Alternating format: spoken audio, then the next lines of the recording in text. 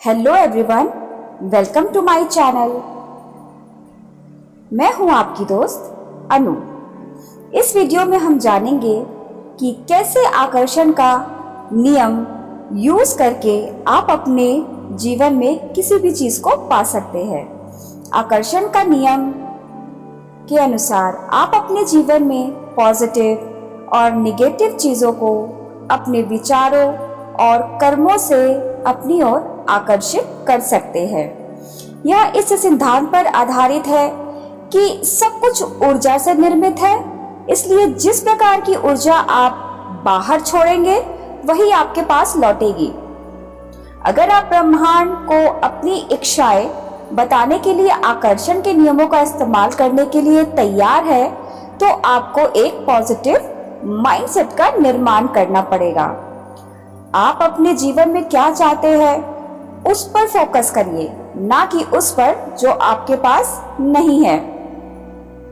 अपनी पुरानी टूटी हुई कार के बारे में मत सोचिए, उसकी जगह कल्पना कीजिए कि आप नई कार चला रहे हैं। इससे फोकस उस पर जाता है जो आप अपने जीवन में लाना चाहते हैं, बजाय उसके जिसे आप अपने जीवन से हटाना चाहते हैं।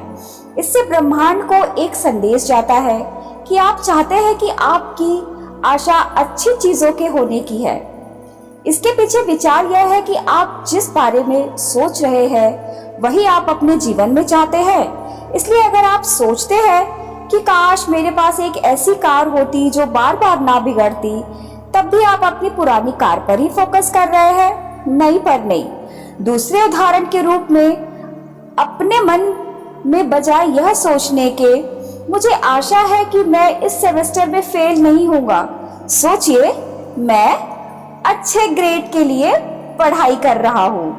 पॉजिटिव टर्म्स में अपनी इच्छाओं को कहिए। अपनी इच्छाओं को कहने के लिए नहीं या मत जैसे निगेटिव शब्दों का इस्तेमाल करने से बचना महत्वपूर्ण है।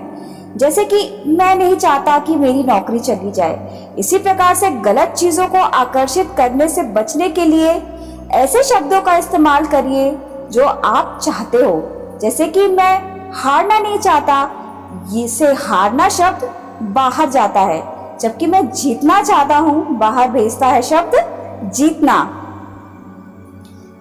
आकर्षण का नियम कहता है कि ये यूनिवर्स या ब्रह्मांड आपके द्वारा इस्तेमाल किए जाने वाले शब्दों को पकड़ता है, ना कि उनके पीछे के इरादे को। इसका मतलब है उधार नहीं को यूनिवर्स उधार पकड़ेगा। अपने सपनों को पूरा होते हुए देखिए, अपने आंखें बंद करिए और कल्पना करिए कि आप वही जीवन जी रहे हैं जो आप चाहते हैं। कल्पना करिए कि आप अपना मनपसंद काम कर रहे हैं, अपने कौशल को प्रदर्शन कर रहे हैं या अपनी नई कार में बैठ रहे हैं। अपने इरादों को सुदृढ़ करने और उनको वास्तविकता के एक कदम और निकट लाने के लिए प्रतिदिन ऐसा करिए। सदैव अपने आप को सफल होते देखने की कल्पना करिए। उदाहरण के लिए कल्पना करिए कि आपको काम में तरक्की मिली है, ना कि आप केवल अपना रोजमर्रा काम कर रहे हैं। आप केवल काम पाना नहीं चाहते हैं, आप उसमें एक्सेल करना चाहते हैं। जो भी आपके पास है उसके लिए आभारी होइए। अपने जीवन की अच्छी चीजों के लिए आभारी होने से आपका जीवन अच्छा लगता है, जिससे आपके पॉजिटिव माइंडसेट को समर्थन मिलता है। जीवन की अच्छी चीजों के बारे में आभारी होने से आपको अपना जीवन बेहतर लगता है, जिससे आपके पॉजिटिव माइंडसेट को भी समर्थन मिलता है। जिन चीजों के लिए आप आभारी हैं उन्हें जोर से कहिए या एक आभार जर्नल बनाकर उसमें उनको लिख डालिए।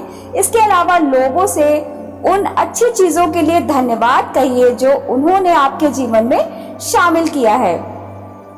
जैसे कि हर सुबह आप बिस्तर छोड़ते हैं, उसके बाद 3 ऐसी चीजें लिखिए जिनके लिए आप आभारी हैं। इससे आपको आपका दिन अच्छे मूड से शुरू करने में मदद मिलेगी।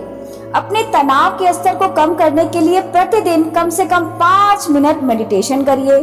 तनाव जीवन का सामान्य हिस्सा है, अगर इसकी अति इसको कुचल देगी। दिन प्रतिदिन के तनाव को छोटे से मेडिटेशन से राहत दीजिए, जिससे आपके मन और शरीर दोनों को आराम मिलेगा। साधारण मेडिटेशन के लिए आरामदेह पोजीशन में बैठिए, फिर अपने आंखें बंद कर लीजिए, अपनी सांस पर फोकस कीजिए और विचारों को आने और जाने दीजिए। अपनी चिंताओं की जगह ऐसे विचार मन में लाइए कि चीजें कैसे ठीक हो सकती है। चिंता आपसे वह प्रदर्शित करवाती है जिससे बचने का आप प्रयास कर रहे हैं। जब चिंता सामने आए तब उसे यह कहकर चुनौती दीजिए कि उनके वास्तविकता में बदलने की संभावना कितनी है।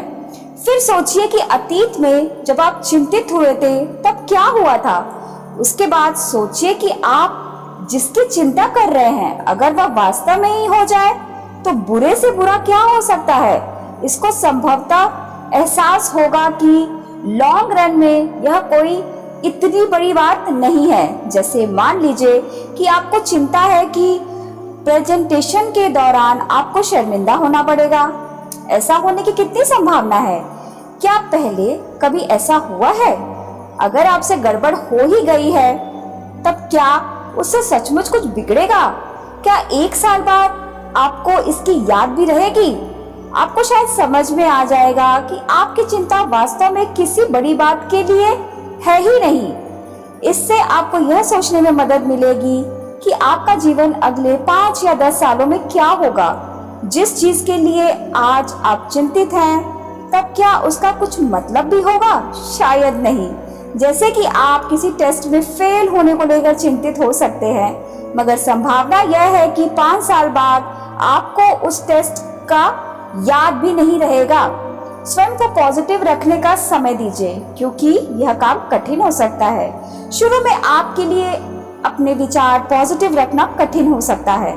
निगेटिव विचारों को आपके पास लौट कर आना स्वाभाविक है, मगर जानबूझकर नेगेटिव विचारों का सामना करके आप स्वयं को पॉजिटिव पर फोकस कर सकते हैं। उनको स्वीकार करिए, नकार दीजिए, उसके बाद उसकी जगह कुछ पॉजिटिव लाइए।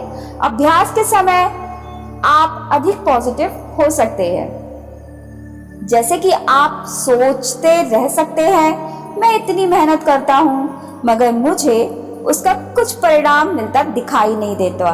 स्वयं को एक पल के लिए रोकिए और सोचिए आपको यह विचार क्यों आ रहा है। फिर इस लक्ष्य की प्राप्ति के लिए कोशिश करते समय आपको जो पॉजिटिव अनुभव हुए हैं उनकी गिनती करिए। जैसे कि आपने कुछ नई चीजें सीखी होंगी या आपको कुछ नए अनुभव हुए होंगे। अंततः परिस्थिति में कुछ न कुछ पॉजिटिव देखने का निर्णय करिए।